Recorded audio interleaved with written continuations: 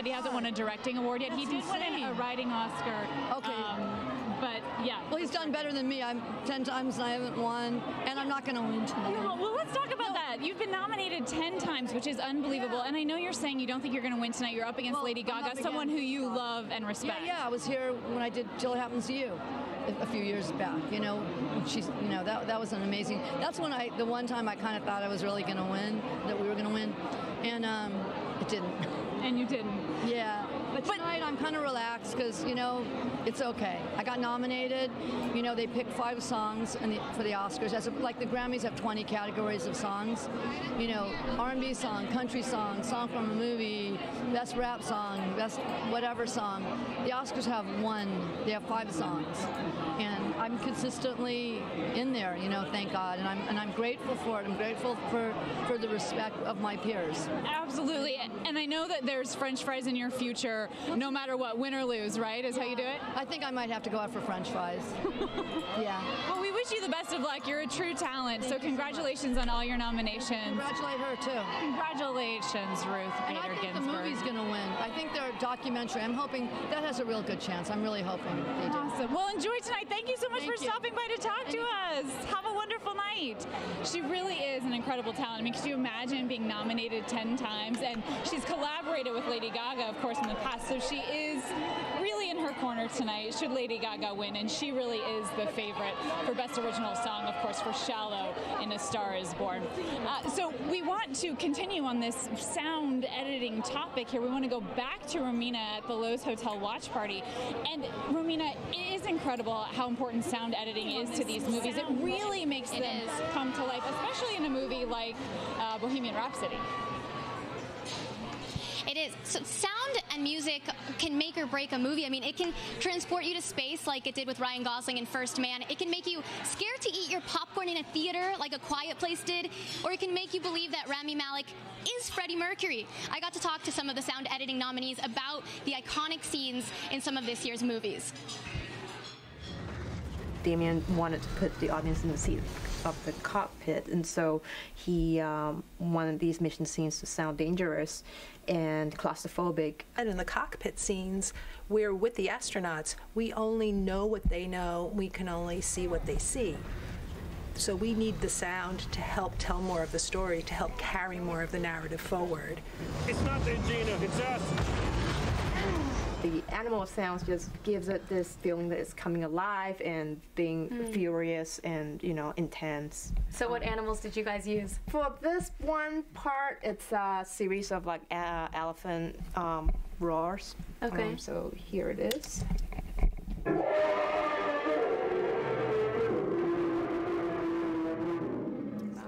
Just a bunch of elephants. So that with this turbine. Yeah, can we hear it together again?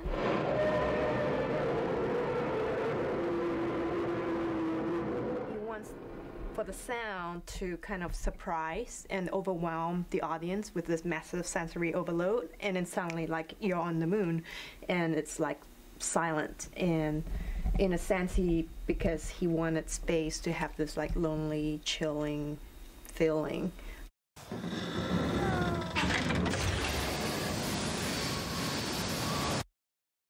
Baked into the DNA of this story is sound. Sound is this central character. It's both danger, and it also winds up being their savior in a way.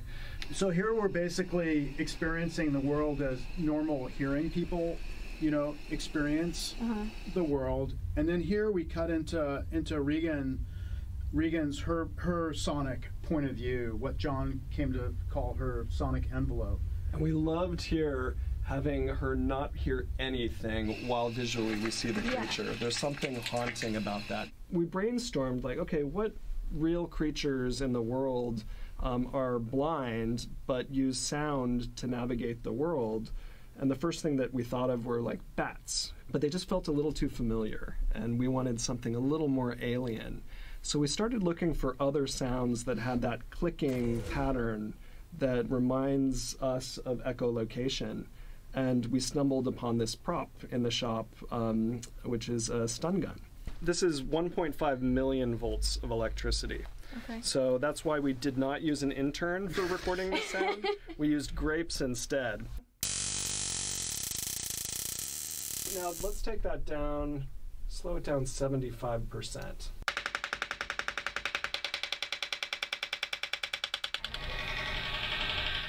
We're here at the Fox Lot. We're about to talk to the sound design team behind Bohemian Rhapsody. They're nominated for an Oscar, and they're going to break down how they nailed Freddie Mercury's iconic voice.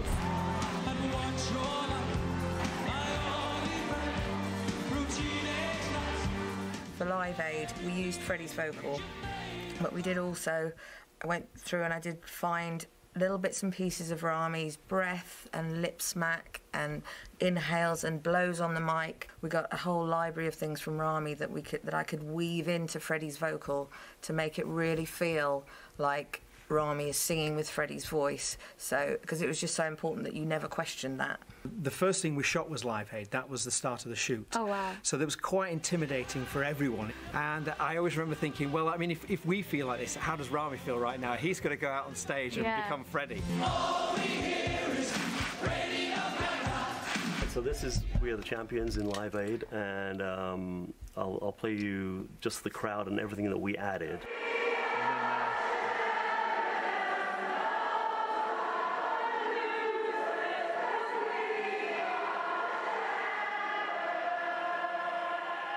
Well, this is just the music. Just the music. It is the music from the original multi-tracks of Live Aid in 1985, and we did a complete remix on that.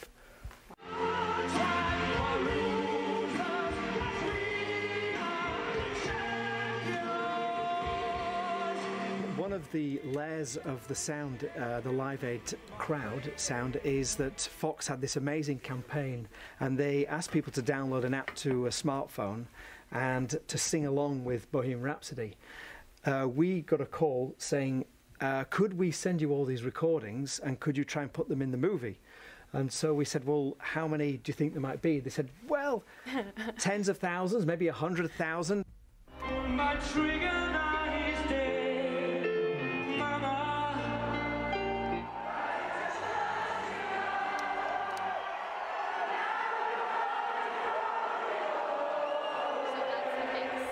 That's where it would be. Someone's iPhone recording is in that mix. Yes. That's so cool. That's tens of thousands of individual iPhone recordings along with all of the other crowd work that we've done.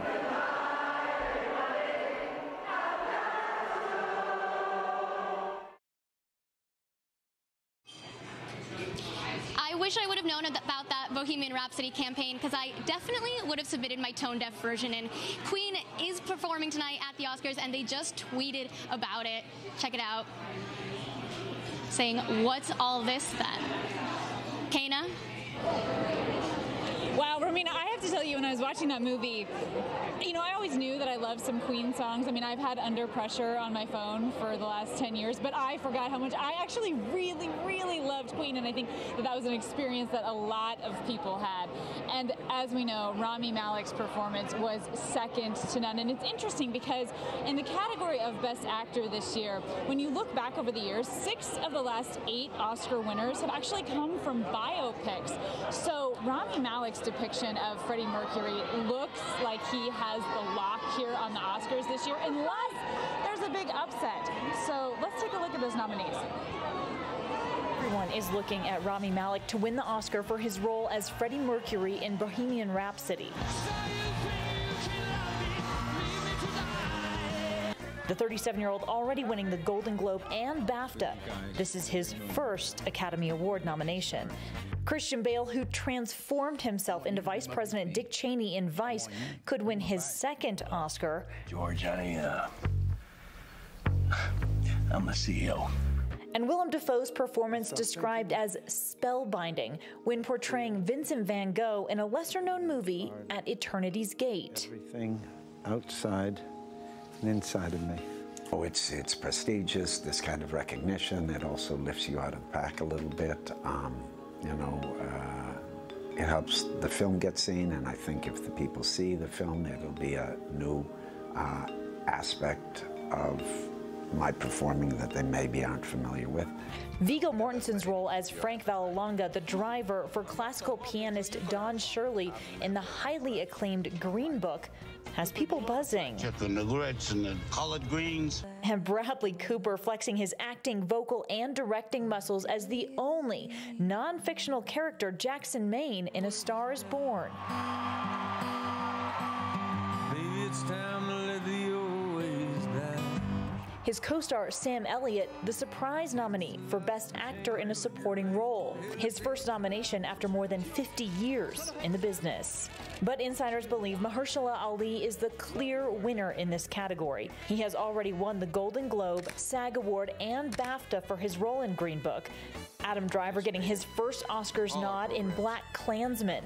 And last year's winner Sam Rockwell nominated again, this time for his role as former President George W. Bush in Vice. People always said that. Yeah. Well, I had to imitate him, obviously. He's the most famous person I've ever played. I played real people, but nobody as famous. So, really, and the way that he talks is very famous. It's not unlike, Marilyn Monroe or Elvis Presley or somebody. Everybody has an opinion on how George W. talks. So you really have to nail it or you're in trouble. Richard Grant rounding out the category in Can You Ever Forgive Me? I'll drink to that. Cheers. Okay, so we have to keep in mind that Willem Dafoe, Bradley Cooper, and Christian Bale have all been nominated 4 times for Oscars, for acting Oscars. Christian Bale, the only winner there. I have to tell you, I know it sounds like Rami Malek is a lock, and Rami's sort of your favorite guy in this category, right? I loved him. I think his performance in Bohemian Rhapsody, what you were saying earlier, is spot on. He was able to divorce his character from Rami. I think that's something that is a little bit different. You would see the characters of in Star is Born. I could kind of feel that Gaga still wanted to come out in Ali in the performance. I think Rami was able to kind of separate himself and his character, Freddie Mercury. But what about Bradley Cooper? I have to say, and I don't know how all of you watching feel about this, but Bradley Cooper to me was unbelievable. He directed himself. He did his own singing. I just thought he was phenomenal. I love me some Bradley Cooper. Come on. I can't even, yes. But I just think Rami is just such a huge contender in this category because it's the immense talent. My jaw was on the floor the entire movie. And I was just reading a recent interview, I think this week he gave. It's like a really great Hollywood story. When he was out there not too long ago delivering pizza boxes, he would put his headshot on pizza boxes and send them out. Like, come on. If that's a humble beginnings, I don't know what is. And eventually a casting director got a hold of it, called him in. He was on a set the next day. You're going to harken back to the old days. I like it. I appreciate that. And I thought Rami Malek was excellent too, but Bradley Cooper really was my favorite. And I feel like he's not getting enough love. The entire category. It's an incredible set of talent. Yeah. But my bet's on Rami. Gotcha. I'm Team Rami. And one thing that's interesting too is, so if you watch A Star is Born, you notice Bradley Cooper's voice. He actually modeled his voice after his co-star Sam Elliott's actual voice, and Sam Elliott, a bit of a surprise in the Best Supporting Actor category. Does Mahershala Ali have any chance of losing this? Again, it's Mahershala, but I'm going to have to dissent a little bit. Sam Rockwell. Really? Yes, loved. Just mesmerized the entire film. So I don't know, we're going to have to do a little post-Oscars chat here, see where we end up. And Richard E. Grant getting some love too from the Academy. He is beloved by all of Hollywood as well. So it'll be really interesting, I think, how that category turns out. Question for you. By the way, this is Toni Morrison. He is our entertainment producer at ABC. How did you arrive at the Oscars today? How did I arrive? Well, on foot with many lattes in hand. Me too. And backpack and just many, many things. Me too. In my Uggs, by the way. There's no high heels happening right now. We got some sneakers back here. Some heels and sneakers, a bag full of alternate footwear ready to go. Yeah. It's very glamorous here on the carpet. So we walked and/or Ubered here, but that is definitely not how the stars come. We want to take you overhead because we have to show you the limos that are arriving here. It is so fancy and so fun. So the stars get out of their limos, then they walk this long red carpet, and Romina Puga had a chance to talk with, we're just calling him today, it makes me laugh kind of, the limo guy, right, Romina? the limo wrangler. Norm Kennard takes his job very seriously. The red carpet's open, the nominees are arriving in style, and you might be wondering, how do all these limos navigate that crazy LA traffic? Well, they don't. Norm Kennard is in charge of all of the car services tonight. We got to talk to him about his work.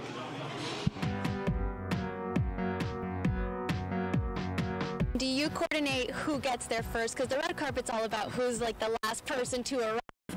Who chooses that? Unfortunately, I don't have that much control. Every so often we'll get a call for somebody important that needs to go very quickly, so we'll take care of that, but there's no pecking order. Are the drivers watching the show to see if their guest won or lost, or kind of get the mood before they go pick them up after the Oscars end? That's a great question. We house the drivers, we feed the drivers, we also pipe in the show so they can see it, know exactly if their passenger won, if they lost. That's going to determine kind of how the rest of their night is going to go. So you have this line of black limos, black SUVs.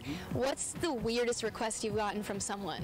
We get some odd cars. We get some old vintage cars that sometimes barely, they look nice, but they barely make it out of the arrivals area. And once we did have someone arrive in the Oscar Mayer Wienermobile. Who was that? I can't say. You can't say? I can't say. They just wanted to ride in the Oscar Mayer Wiener. And it was spectacular, to say the least.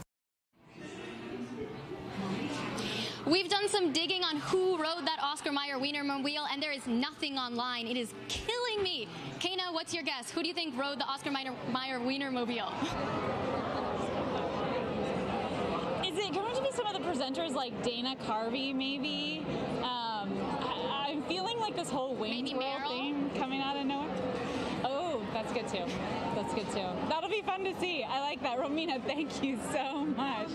That's fantastic. Again, Tony and I arrived here on foot and or in Ubers, not limos. We're not fancy like that.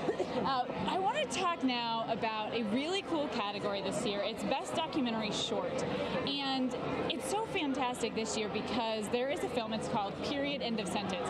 This is a film that was produced by a local Los Angeles high school teacher and her students, and it follows the story of how they tried to bring what's called the PAD project to rural areas in India where women have no way to deal with menstruation, and there's a lot of shame attached to it. So they are nominated for an Oscar tonight, and a lot of people are looking at them to win, and I had a chance to catch up with them as they passed us on the red carpet. Take a listen. You are walking the red carpet at the Oscars. This is absolutely unbelievable. Tell me how you feel about it. Exhilarated, overwhelmed, humbled, grateful, everything. How about you? I think just really grateful to be here with our team, a group of women that are so fierce and have worked so hard for so long to get this issue on the world stage, and here we are, we've done it. This is it.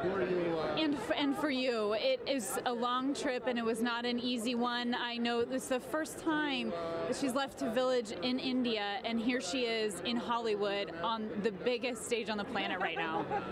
How is she feeling about that? I think she was very nervous coming in because even though she hasn't done it, just the expectations from her seem super high, and we had like a 30-hour flight coming in here, came in here 2 days ago, the jet lag. But I think she's doing great. She's doing super. Certainly looks beautiful. Yeah. Looks gorgeous. I love it. Bringing some true Indian culture, I feel like, to our red carpet, which I love. Tell me, have you shared with them how empowered you feel now after this PAD project? तो ये पूछ रहे हैं कि तो ये पूछ रहे हैं कि आपको जो PAD प्रोजेक्ट हुआ है जिसकी वजह से चीज़ें बदली हैं उसके बारे में आपकी ज़िंदगी कितनी उभर के आई है? मेरी लाइफ में वो सब हो रहा है जो मैंने कभी एक्सपेक्ट नहीं किया था। इतना कुछ है, सब लोग मेरे को इतना पहले तो सब लोग जो ये बोलते थे ना कि ये तुमको यार और कोई काम नहीं मिला करने को, यही काम मिला करने को, आज वो ऑस्कर का नाम सुन के और ये सुन के कि मैं अमेरिका तक पहुंच गई हूँ तो वो बहुत खुश हैं। उनकी वो सोच एकदम से बदल गई है। So she's saying that when she started working on the PAD machine, there was a lot of stigma attached to that. People in the village around her would just be like, you know, this is not the right place for you to be working. But ever since the film got nominated and she's been flown here, all of that has changed, and now people are like supporting her 100%.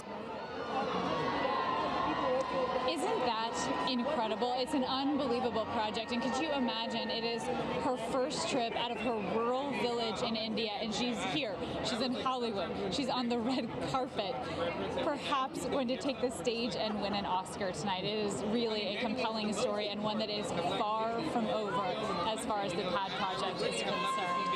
Now, we know when people watch other award shows, they look forward to the performances, and tonight the Oscars will not disappoint. This is sure to be a music-heavy event.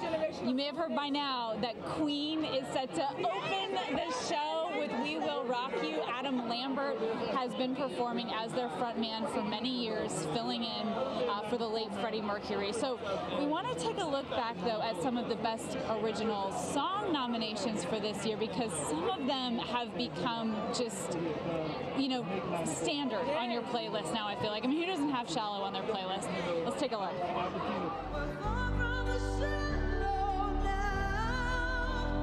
By now, you've likely heard Shallow from A Star Is Born. Music and lyrics by Lady Gaga, Mark Ronson, Anthony Rossimondo, and Andrew Wyatt has already collected several awards, including the Golden Globe and the Grammy. Lady Gaga and Bradley Cooper plan on performing the duet on the Oscars stage tonight. Another favorite coming from Kendrick Lamar and SZA for All the Stars in Black Panther.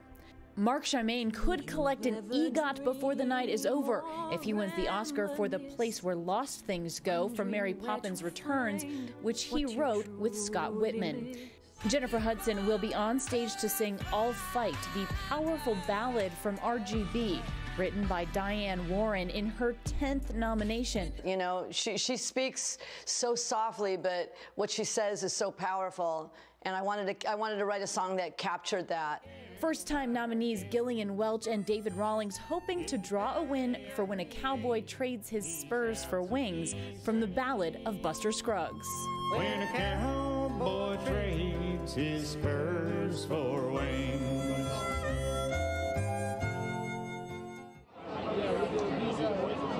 So tonight, keep in mind that Where Lost Things Go will actually be performed by Bette Midler. And also, I read this, and I want to share it with you.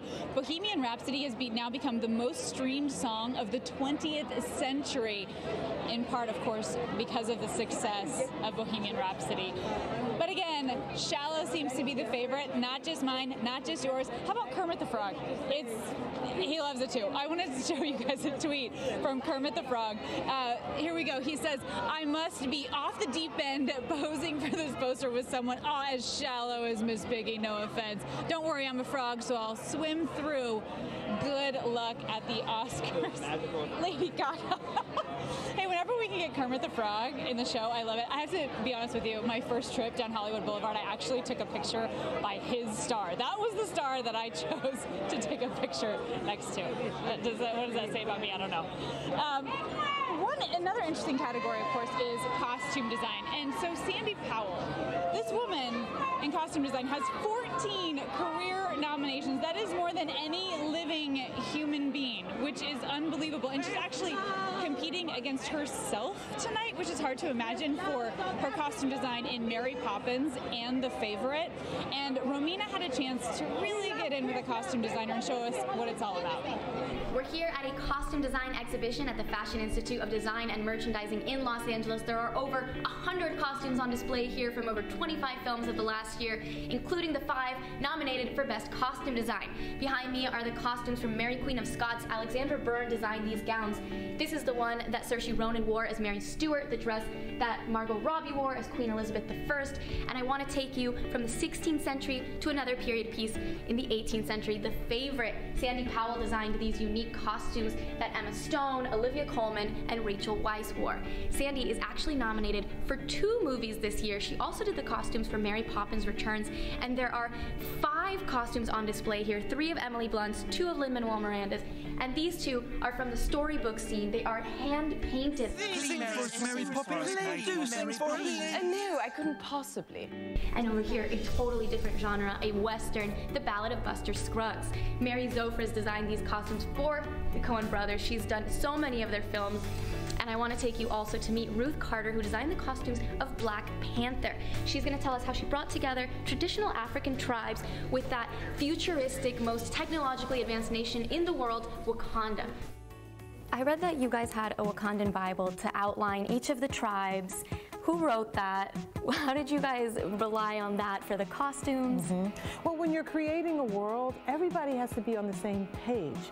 And Ryan Coogler and Hannah Beekler, the production designer, who's also nominated, they created a manual, and it was like our Wakandan Bible, and it talked about each tribe in Wakanda, more tribes than we actually displayed in the movie. We actually cut it in half, but each tribe had a list of which actual tribes in Africa that we would be inspired by. So you worked with 3D printing, yes, right? Had you ever done that before? No, I had just really heard about that technology with regards to adornment and costume work and fashion. Yeah. This piece here on Ramonda, it's her shoulder mantle, her collar piece, as well as her ishikolo, her hat, were both 3D printed. And what we tried to do was take all of the styling of the ishikolo hat. You know, usually it's a woven hat and it's done by hand.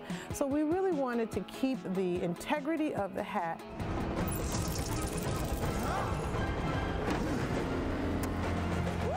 What was the inspiration behind this and that mix of this vibranium and future technology? I say, how do we turn this suit into this story of Africa? We added a small little triangular pattern that's all over the suit. The triangle is kind of the sacred geometry of Africa, and we thought that the triangle would be a really beautiful symbol for this suit in particular. Can you tell us what you'll be wearing at the Oscars? I will be wearing a few things, something African inspired, but not African, and something queenly, but not the queen, and something very me as well. A little bit of everything. A little bit of everything, sort of like Wakanda.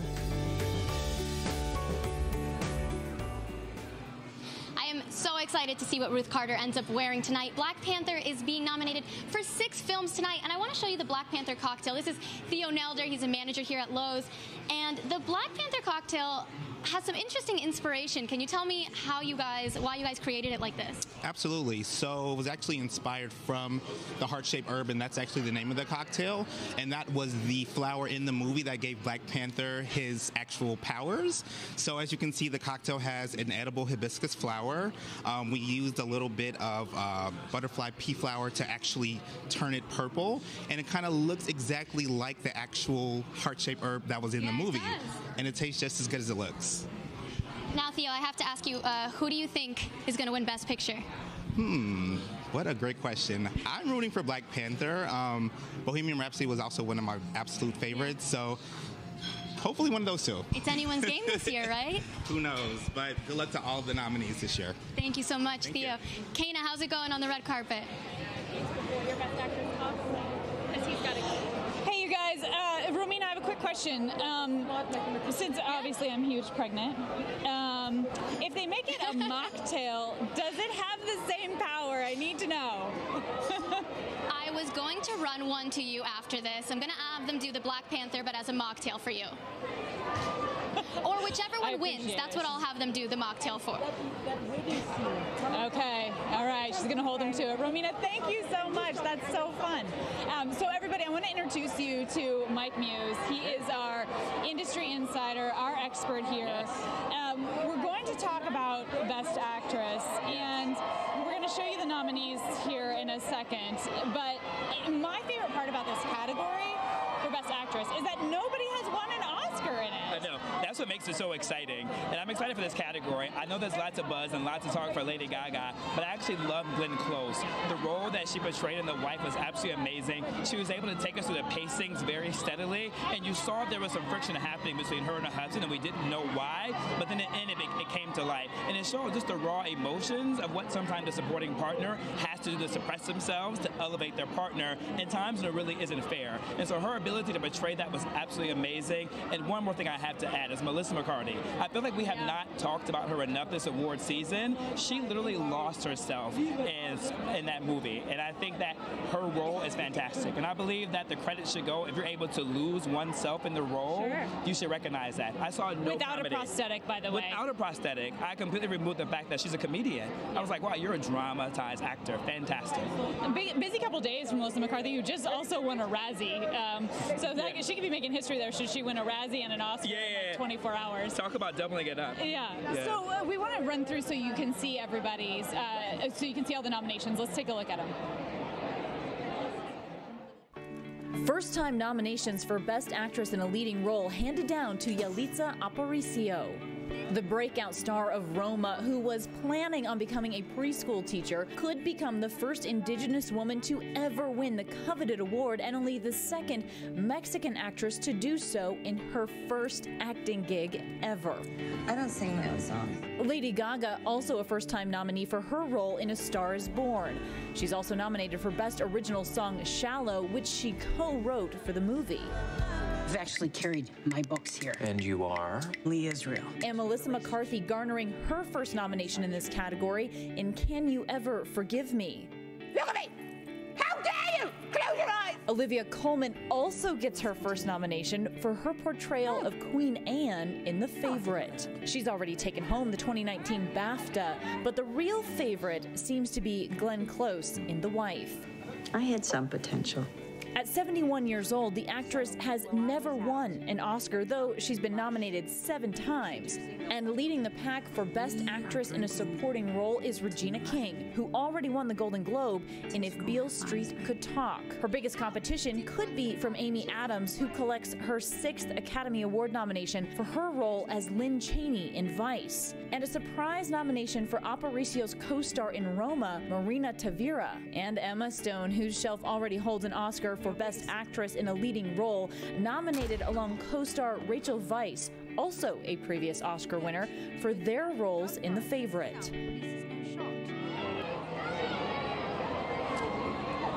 And for me, what I'm hearing, I sort of have to agree with our expert Mike Muse there, who talked about Glenn Close. I mean, at 71 years old, she has a career that spans over 4 decades, and not only was her performance in The Wife unbelievable, but people that I've talked to just want to see her win. It's almost like a career award at this point. They want to hear her speech, and it was unbelievable. And then really, when you look at the Best Supporting Actress, we keep talking about Regina King. It seems that nobody can hold a candle to her and her performance in If Beale Street Could Talk. She seems to have that absolutely locked, and well deserving of that role as well. She's had a very storied and very long Hollywood career herself.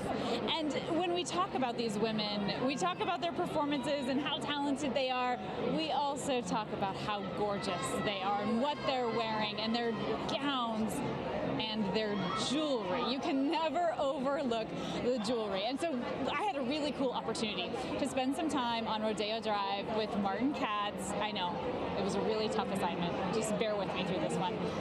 And he talked about how he dresses the stars in their jewelry, and the idea of all of these stars borrowing their jewels really started with him.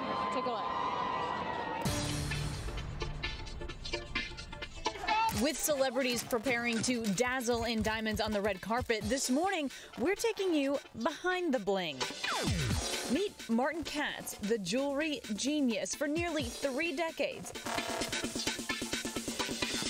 It wasn't always this way, where celebrities would be wearing borrowed jewelry.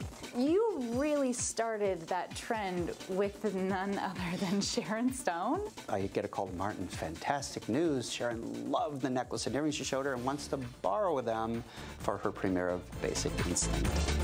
I thought she wanted to buy them. I'm sorry, I don't loan jewelry. Eventually, Katz letting her wear the jewels.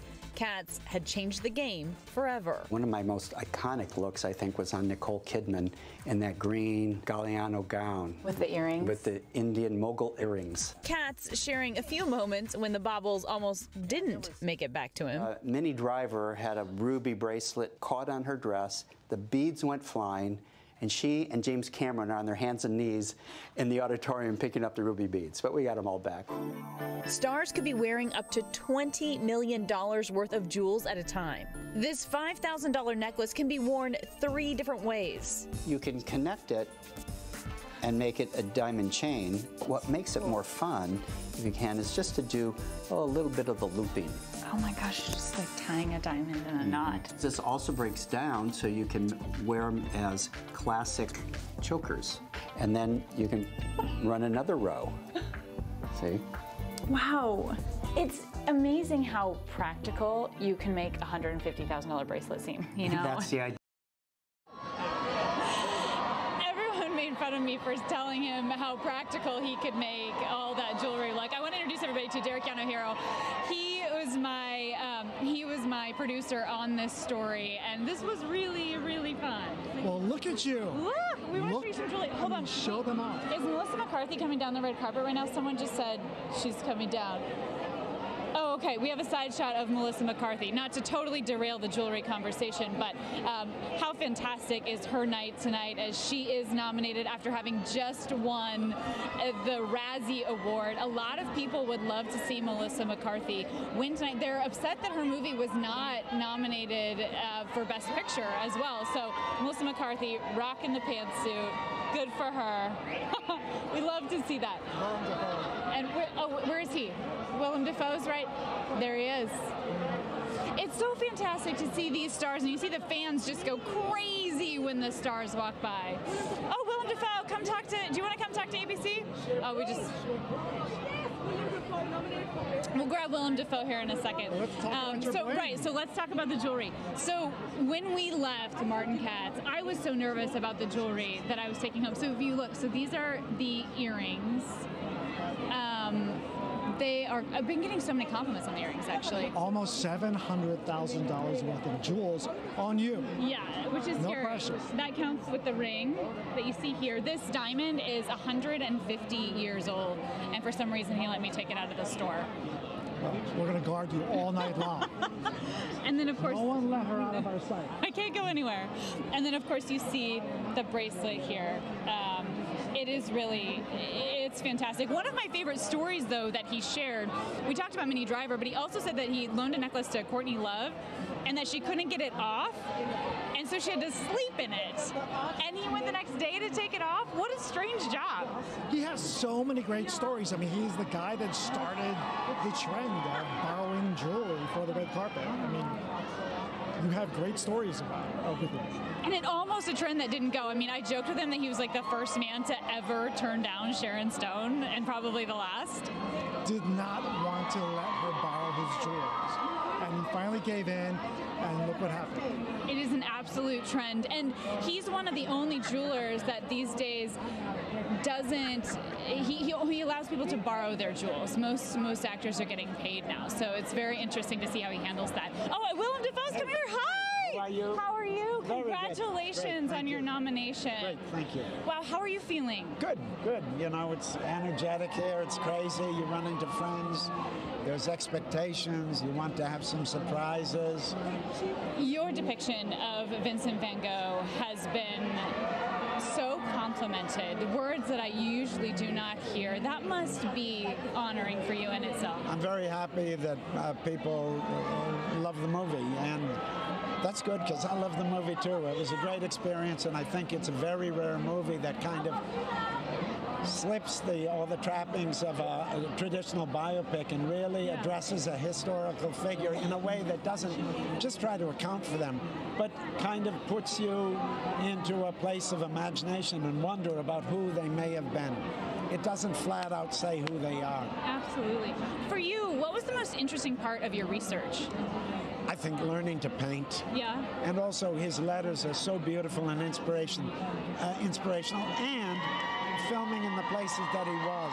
Like? It was in Auvers-sur-Oise, in Paris.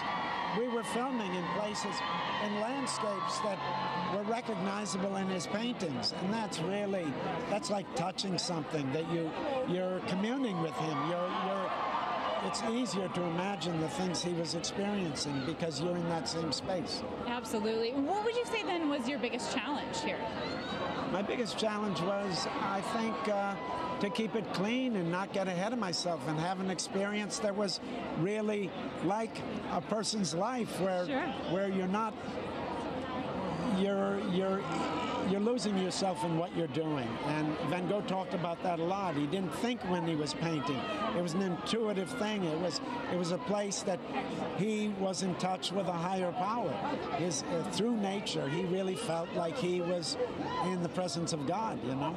And that's pretty powerful. I agree. It seems to me that you're a bit of a changed man after living through his eyes here. You know, it was a beautiful experience, and it did change how I see. And in talking about the film and thinking about the film, I get very excited because it does inspire me. He's an inspiring figure. You know, I feel like it's a huge compliment to you getting nominated this year and last year for a little bit of a lesser-known movie in the Florida Project, and again this year. Also this movie as well. Yeah. They're both smaller movies. But no, I'm very happy that there's enough people seeing it, and they feel deeply enough about it that it's not just about, you know, supporting what maybe everyone's talking about. Yeah. A huge congratulations to you, and might I add, the Navy looks awesome. Thank you. Thank you. Yeah, you're best looking of pretty luck. good yourself. Oh, thank you. You know, to get things over the baby bump was a really interesting challenge. It's pretty good. It's pretty good. Thank you so much. Best of luck to you tonight.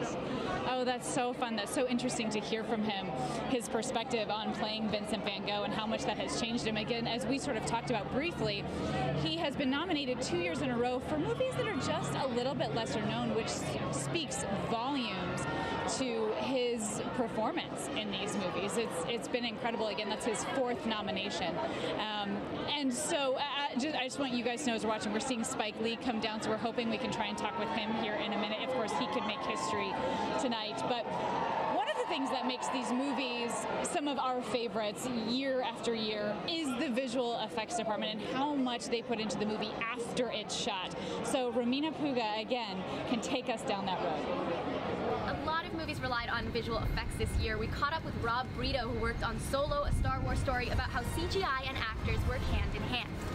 One of the fun things we looked to do on this film was really put the actors inside the cockpit in a new way. Usually we might shoot the cockpit with a green screen or a blue screen around and then put all the visual effects in later. But this time we did it all live on set. So visual effects were done in advance. Wow. And then when the actors got in the cockpit, we actually surprised them with this. They just saw stars out the cockpit.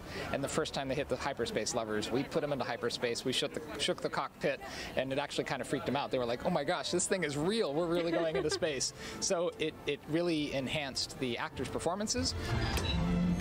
Since when do you know how to fly?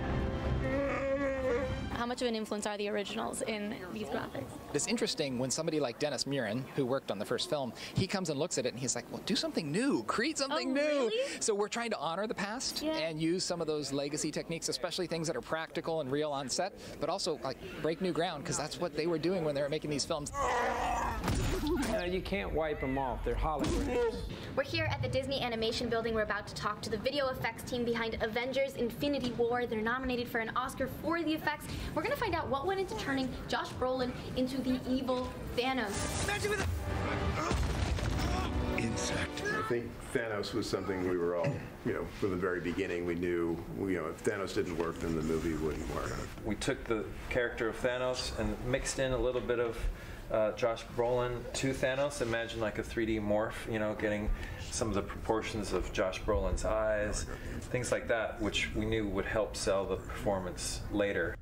It's just the way it is. The level of emotional connectivity to Thanos, who is a fully CG character, and the way that they were able to translate Josh Brolin into the body of an 8-foot alien. And audiences all around the world responded, reacted, and were angry, passionate, moved, all because of a CG character. The other key thing to remember that is the technology gets better and better and better. It still comes down to story, and that's what these guys do. They tell great stories. And I think you can have all the technology in the world, but if you don't have the storytelling and you don't have the artists behind it to control that, then you're just left with empty technology.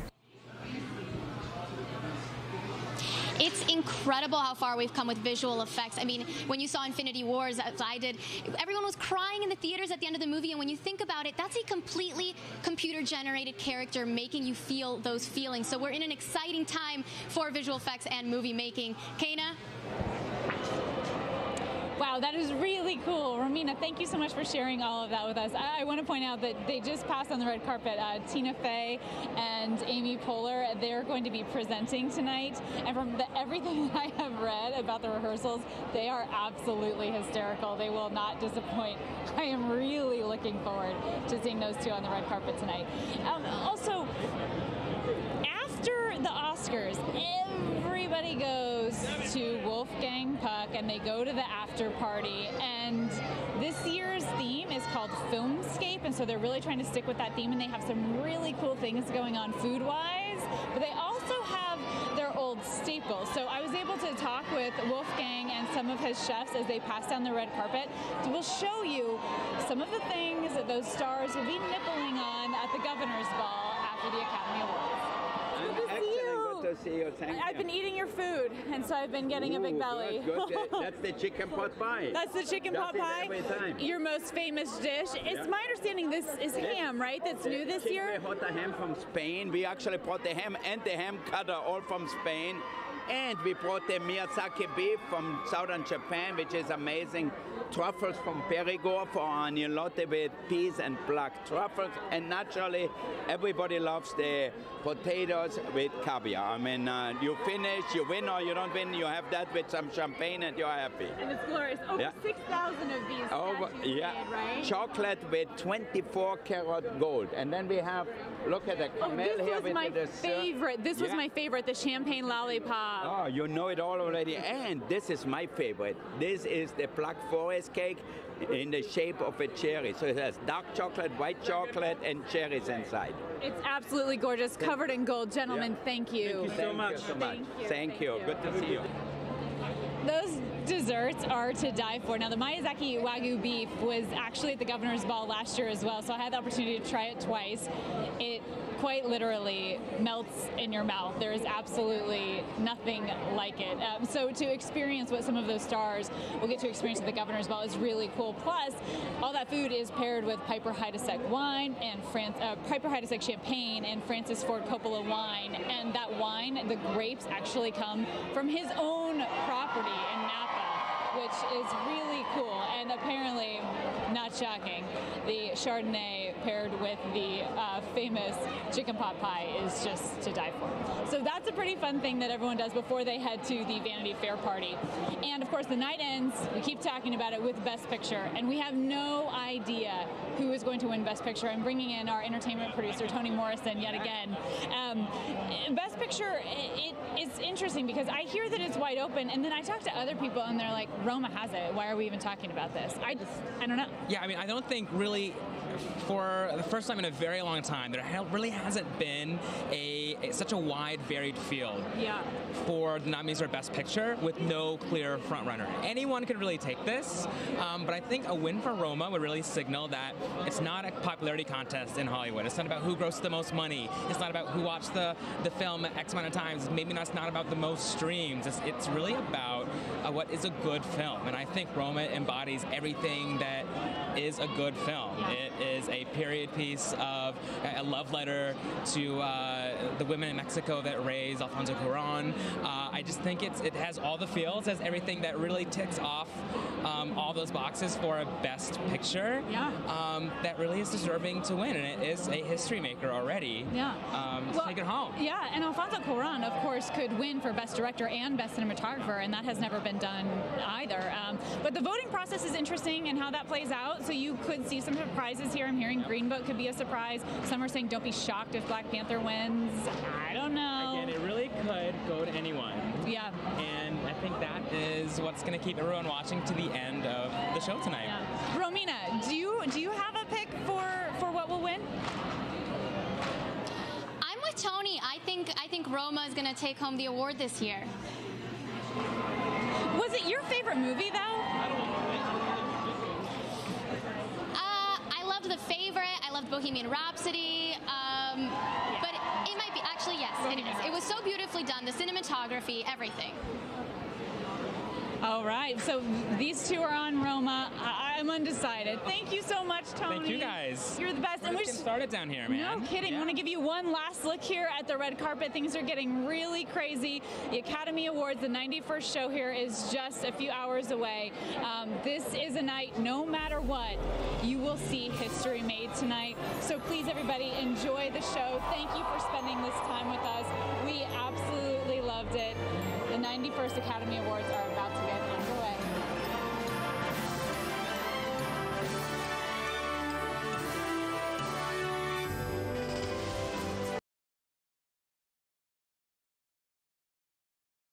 You will not replace us. This American nerve point, more exposed.